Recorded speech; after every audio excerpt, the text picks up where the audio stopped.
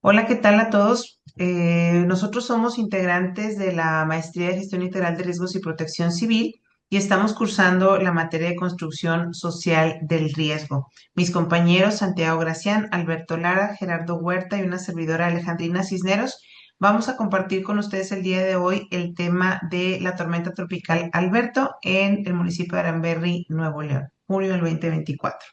Avanzamos, por favor. Vamos a presentar el caso de esta tormenta tropical Alberto en Lamberry, Nuevo León, desde el enfoque de la construcción social del riesgo. Más que describir solo la lluvia o la inundación, lo que buscamos es entender por qué un fenómeno natural termina convirtiéndose en desastre y cómo influyen factores históricos, culturales, territoriales y sociales. Alberto tocó tierra entre el 19 y el 20 de junio del 2024, dejando lluvias intensas en toda la Sierra Madre Oriental. Y para el 21 de junio, los ríos de Aranberry ya estaban crecidos, hubo deslaves y varias comunidades quedaron incomunicadas. La Ascensión, La Soledad, Sandia y La Trinidad. El 25 de junio se declaró la emergencia en los 51 municipios de Nuevo León, incluido el municipio de Aranberry. Y aquí es importante recordar que este municipio forma parte de la Sierra Sur del estado, con una topografía muy accidentada y con alrededor de 138 comunidades que están dispersas. Las familias dependen de la agricultura y muchas huertas terminaron bajo el agua, es decir, el impacto no fue solo físico, sino también económico y social. Los actores principales son las familias agricultoras que ya tenían una vulnerabilidad previa por su dependencia del temporal y por la poca infraestructura disponible.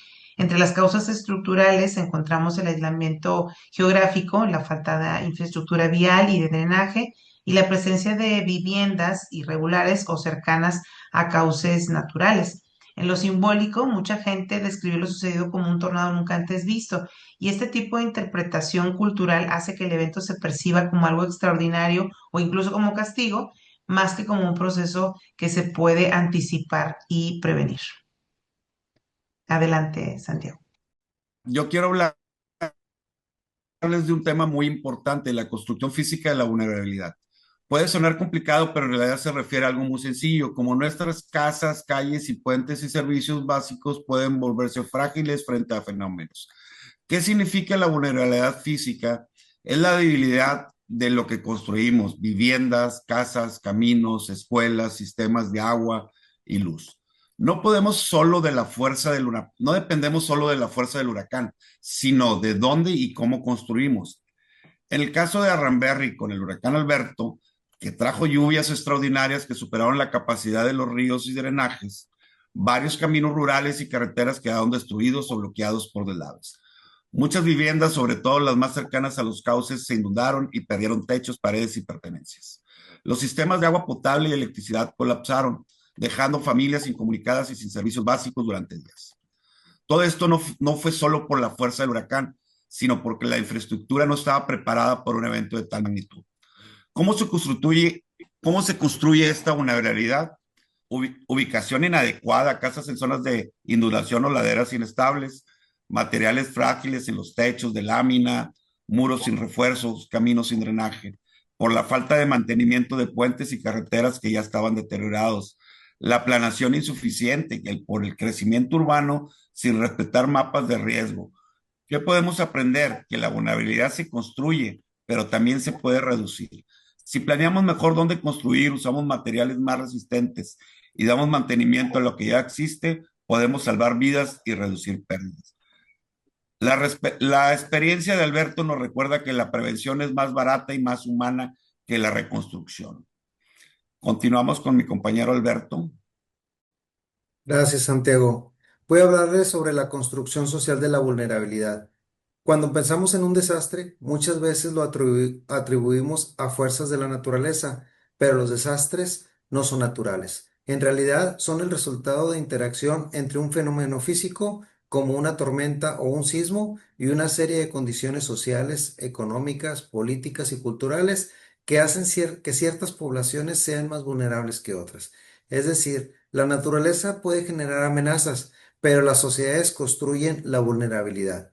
El primer contexto es el histórico, el origen estructural de la fragilidad, Históricamente, las comunidades rurales de la Sierra de Nuevo León, como Arramberry, se han desarrollado bajo modelos productivos dependientes y frágiles. Esto generó una vulnerabilidad estructural, comunidades con poca capacidad de adaptación y gran exposición al riesgo. La segunda etapa es la dimensión económica, dependencia y precariedad.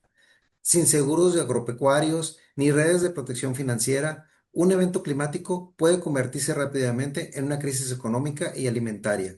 Como tercer punto tenemos la dimensión política y exclusión y desarticulación institucional. Las decisiones sobre el uso de suelo, las obras públicas y los recursos no siempre incluyen a las comunidades más afectadas. Los programas de apoyo a la reconstrucción muchas veces llegan tarde o se aplican con criterios de desigualdad. Así, la vulnerabilidad se mantiene porque el poder está concentrado en pocos actores y la participación ciudadana es limitada. Como cuarto punto, sería la dimensión cultural, donde la identidad y la resignación puede estar presente. También hay un componente cultural. En muchos pueblos se asume que los desastres son cosas de la naturaleza, incluso de voluntad divina. En pocas palabras, gestionar el riesgo no es solo construir muros o presas, sino construir justicia social. Los desastres no son naturales, son el reflejo de nuestras sociedades, de nuestras decisiones colectivas. Adelante, Gerardo. Gracias, Alberto. Muy bien, en el punto de conocimiento del sistema económico local y su influencia en la exposición, dependencia agroproductiva, pues comentamos que Aramberri, su economía rural está centrada en la producción de aguacate, nuez, frijol y maíz, altamente dependientes del clima, con una agricultura de temporal, no tienen infraestructura de riego ni seguros agropecuarios, lo que expone a los productores a pérdidas totales ante eventos extremos como este que estamos comentando, en el que hubo inundaciones que afectaron directamente a las parcelas, generando pérdidas económicas. En el tema del turismo local y extractivismo ambiental, Aramberri posee atractivos turísticos como una balneario y la playita que sustentan un turismo de baja escala. Además, su cercanía con destinos naturales regionales como el Salto y la Laguna del Perico, aunque estos están ubicados en el vecino municipio de General Zaragoza. Esto fortalece su vinculación con el circuito ecoturístico del sur de Nuevo León, aunque dichos sitios no se encuentran dentro de su jurisdicción. Este turismo depende de la conservación ambiental y la accesibilidad vial. Entonces, si se llega a afectar la vialidad, pues obviamente se afecta el turismo, que no llega a Aramberri. En el punto de marginalidad y precariedad estructural, la economía local muestra signos de marginalidad productiva, baja tecnificación, escaso acceso a financiamiento y dependencia de remesas. En el segundo trimestre de 2025 recibieron 46.4 miles de dólares. ¿Sí? La falta de inversión pública, infraestructura, de drenaje, caminos rurales y sistemas de alerta temprana agrava la vulnerabilidad estructural. Y pues la población rural con ingresos limitados y baja diversificación económica carece de capacidad de respuesta y recuperación rápida ante estos desastres. La identificación de la exposición ante el peligro. Las comunidades más expuestas fueron precisamente aquellas asentadas a orillas de ríos y arroyos. La propia topografía canaliza el agua hacia las partes bajas, obviamente a gran velocidad, y eso aumenta el riesgo de inundaciones y deslaves. Las zonas agrícolas quedaron dañadas, los caminos quedaron bajo el agua y la falta de infraestructura hidráulica agravó los efectos de la tormenta. Esto demuestra que la exposición no es casual, responde a decisiones históricas de asentamiento y a la falta de planificación territorial. Avanzamos, por favor. En cuanto a la comprensión de la dimensión cultural y simbólica, aquí es donde entra directamente la construcción social del riesgo. La forma en que la gente interpreta el fenómeno sí importa. Si la comunidad lo vive como un evento impredecible o como algo que Dios quiso, entonces el riesgo no se percibe como algo gestionable. En Aramberri, la narrativa del tornado nunca antes visto se volvió parte de la memoria colectiva y también hubo prácticas de solidaridad, reconstrucción comunitaria y rituales de agradecimiento. Desde autoras como Mary Douglas y Label, entendemos que el riesgo no solo está en la magnitud del fenómeno, sino en los significados culturales que la sociedad construye alrededor de él, y eso determina si las personas previenen, reaccionan o si se resignan.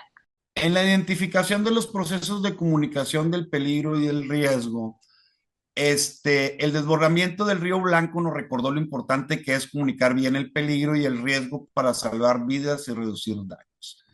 ¿Qué significa comunicar el riesgo? Es informar de manera clara y oportuna lo que puede pasar, lo que está ocurriendo y qué debemos de hacer. No es un aviso aislado, es un proceso antes, durante y el después del desastre.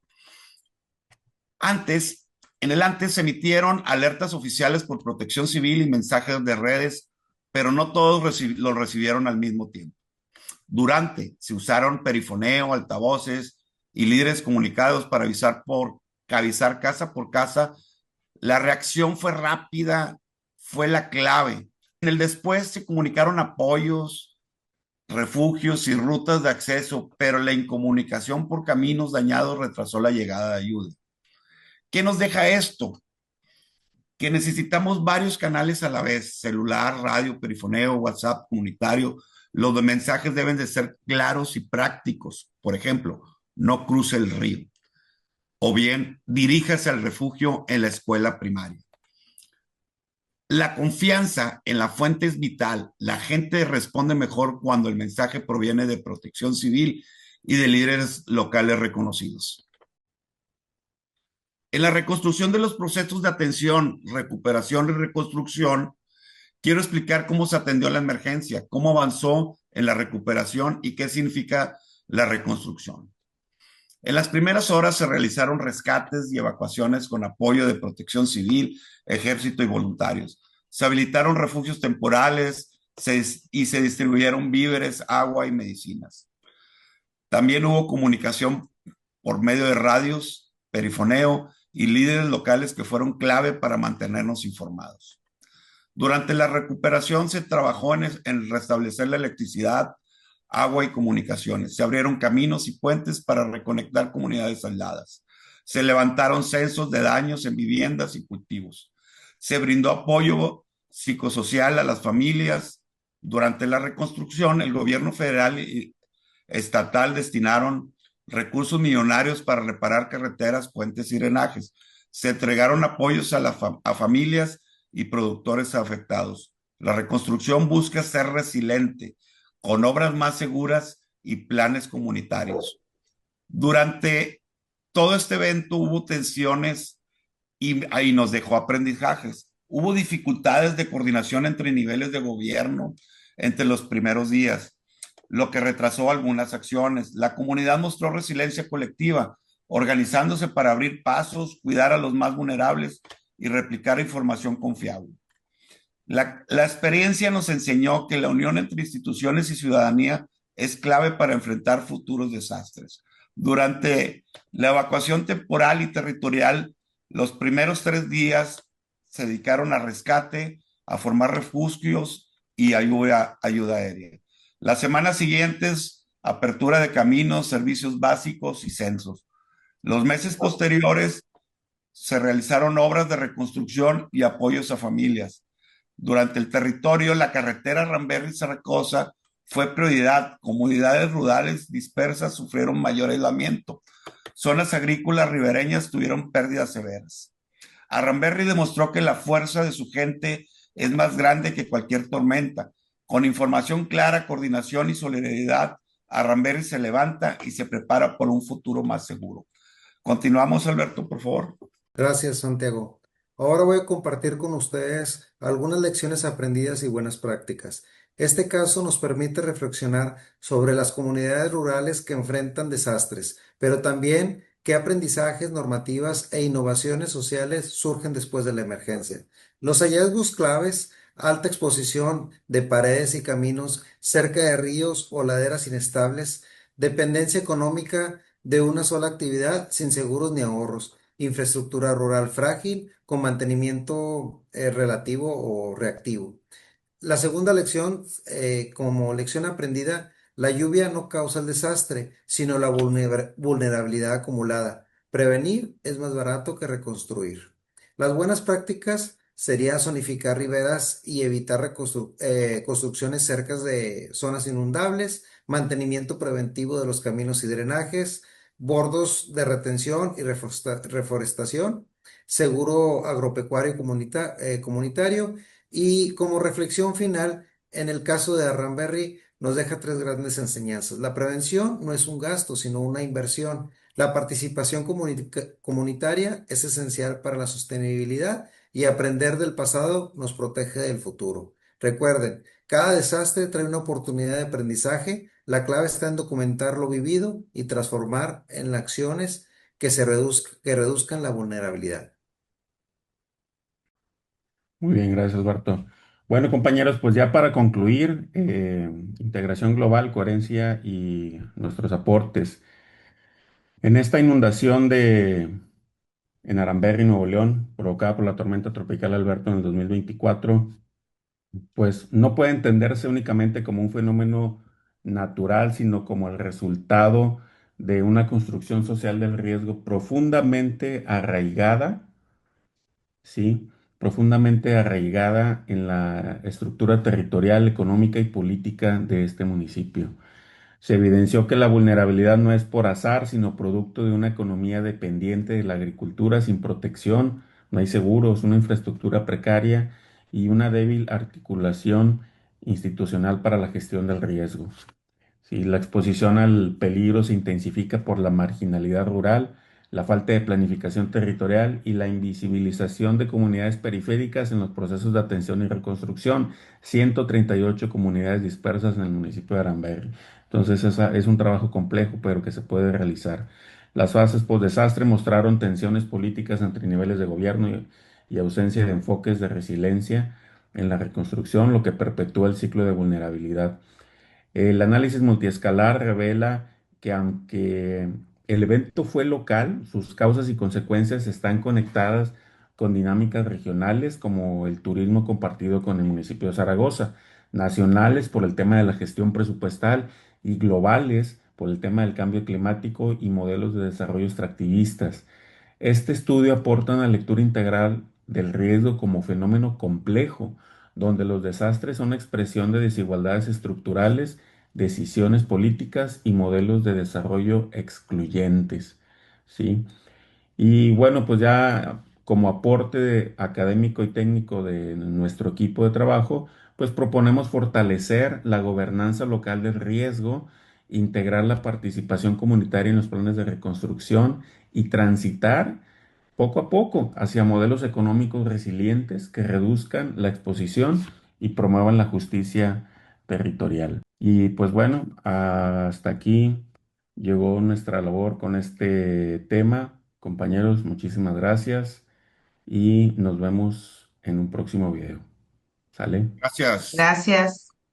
Hasta luego. Hasta luego.